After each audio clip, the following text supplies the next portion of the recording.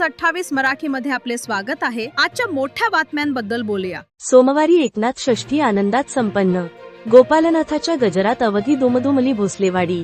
सातारा कराड तालुक्यातील भोसलेवाडी येथे सोमवार 9 मार्च 2026 रोजी सकाळी 7 वाजता श्रीनाथांच्या प्रतिमेचा दिंडी सोहळा भोसलेवाडी गावठाण ते गोपालनाथ मंदिर घेण्यात आला। त्यानंतर अभिषेक, महापूजा व ध्वजारोहण करण्यात आले। यावेळी अभिजित जाधव व सहकारी यांचे मंगल सनई वादक चालू असलेले दिसून आले।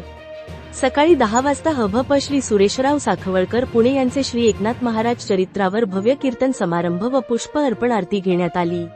त्यानंतर कार्यक्रमाचे नियोजक हभप किरण भोसले यांनी बाहेरून आलेल्या नाथ भक्तांचा गावातील ज्येष्ठाकडून टॉपी व शाल श्रीफळ देऊन सन्मान केला।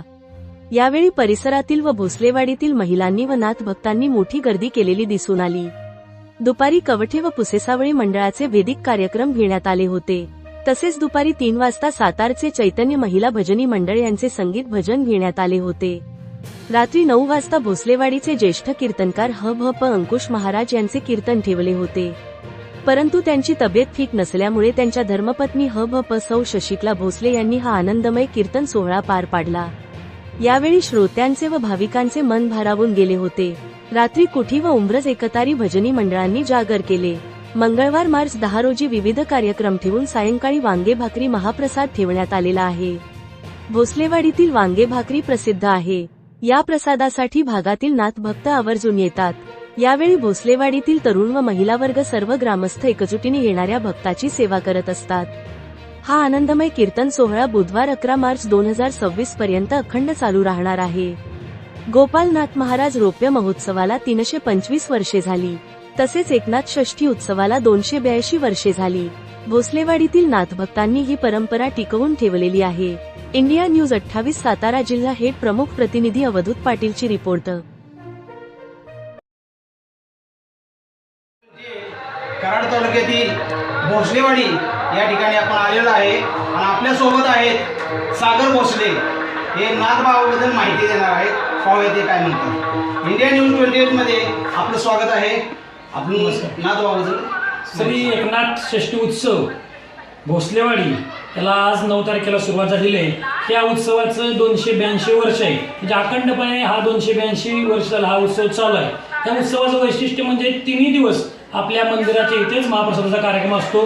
पहिल्या दिवशी खीर आणि वांग, दुसऱ्या दिवशी वांग भाकरी, जो आता ह्या पंचक्रोशीत मध्ये फेमस होऊन तो पूर्ण तालुक्यावर पोहोचलेला आहे की वांग भाकरी खायला नाही म्हटलं तर 20 ते 25 लोक इथं ह्या महाप्रसादाचा लाभ घ्यायला येतात। तिसऱ्या दिवशी शिरा भात आणि पेढ्याचं वाटप करून महाआरती होऊन हा उत्सव संपतो। या उत्सवाचं वैशिष्ट्य असं आहे की श्रीमंत सरदार गणोजीराजे भोसले त्यांना छत्रपती शाहू यांनी जे इनाम दिलं त्या इनामाच्या काळात वाड्याची जी पायाभरणी झाली त्याच दिवसापासून हा उत्सव सुरू झाला। ते श्री गोपालनाथांचे शिष्य होते आणि त्यांचे भक्त होते। मग त्यांच्या मार्गदर्शनाखाली त्यांनी इथलं आपलं कार्य चालू ठेवलं आणि वाड्याची पायाभरणीचा हा उत्सव म्हणजे हा आमच्या भोसले कुटुंबाचा खरे सुरुवातीचा दिवस आहे। सातारा गादीनंतर आमचं जे इकडं इनामानंतर आम्ही इथं आलो त्या आमच्या पहिल्या दिवसाची सुरुवात म्हणजेच हा उत्सव आहे आणि हा उत्सव अतिशय मोठ्या प्रमाणात साजरा होतो।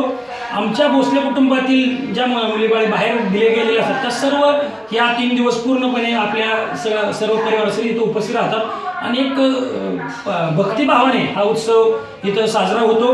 कुठलाही दुसरा कार्यक्रम न होता कीर्तन, भजन सेवा आणि महाप्रसाद अशा प्रकारे हा शांततेत आणि अतिशय उत्सवात साजरा होणारा आमचा एकनाथ षष्ठी उत्सव।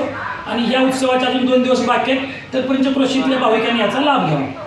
Okay, thank you. आपण वेळ काढून आपल्याला माहिती दिली त्याबद्दल आभार आहे।